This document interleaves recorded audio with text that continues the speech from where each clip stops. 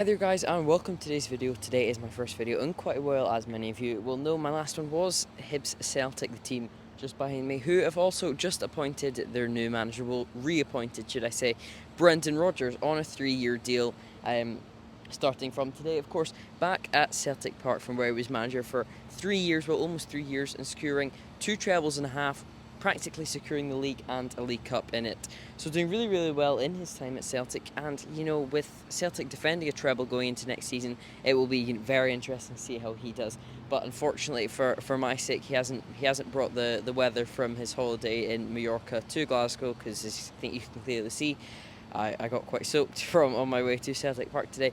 But no, a big appointment for Celtic. Some fans will disagree, and it might be quite a risky one in terms of support from the fan base, as the way he did exit Celtic in his first time round, leaving mid-season when saying he was here for 10 in a row and left relatively early. But that is all in the past now, and Celtic have, like I said, reappointed him. And the rest of this video will give you a little bit of context to why they might have reappointed him in the future, and hopefully maybe get to speak to a couple of people.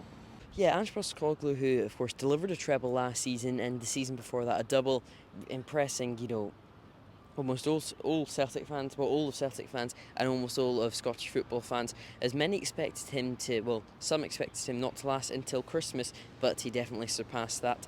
And that, which of course led to Tottenham Hotspur and many other Premiership sides being interested in him, but it was the big six sides. Tottenham Hotspur managed to lure Ange down south to London, which for many Celtic fans would be disappointed about, but he did of course secure 5 trophies out of 6 available in his 2 years at Celtic. So, and transformed a side which when he came in was a complete mess in their failed 10 in a row bid. So not really the circumstances that Celtic fans really want to be left in, with the only part of Andrew's tenure that wasn't successful was European football. But maybe Brendan Rodgers is man to do that. In his first time round at Celtic, European football was definitely not his strong suit, with some shocking results like 7-0 to Barcelona and then 7-1 to PSG.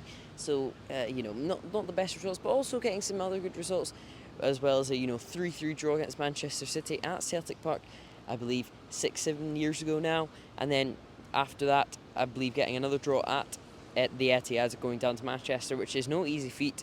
But yeah, if they do want to really have a go at European football next season, they're going to have to vastly improve, as they are in the Champions League group stage. So a big opportunity for Brendan Rodgers to showcase his talents on his return to Celtic Park.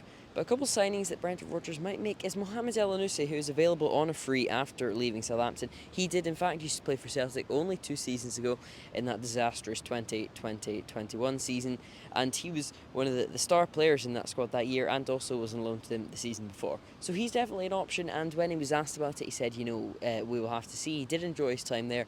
So yeah, another player that might also be interested is Stuart Armstrong. He also is available on a free, but I believe the Mohamed Elyounoussi one is slightly more likely. And also Kyogo, Hatate and Abada are all rumoured to leave, with Kyogo and Hatate rumoured to be joining their boss Ange Postecoglou down in London, so we'll have to see. But another positive for Celtic, they have retained all of their backroom staff, which were rumoured to join Ange down in London at Tottenham. So a big win there for Celtic, and of course you always want to retain your backroom staff, as they do play an integral part, which isn't really noticed that much. But yeah, Brendan Rodgers has now returned to Celtic, and we will have to see how he does next season. And hopefully, I'll be reporting a lot of those games next season. Hopefully, finally, Celtic will let me in to be reporting at Celtic Park.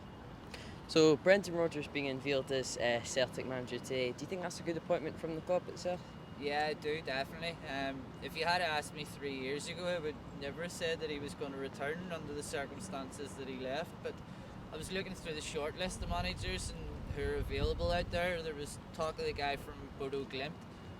Might have liked him in, but I mean, Brendan's record at Celtic speaks for itself. Like, he was highly successful when he was here. He made sort of winning trebles the norm at Celtic, and I think that's really got Celtic fans used to it.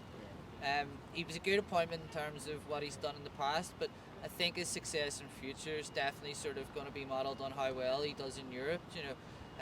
There's talk of him getting £35 million transfer budget or somewhere in around that, and I think Ange, sort of his lasting legacy was his transfer policy. That he brought in. He really gave the club an overhaul. He opened up a new market for them in Asia, and Brendan will probably need to do something similar. Plus, as say how he gets on in Europe.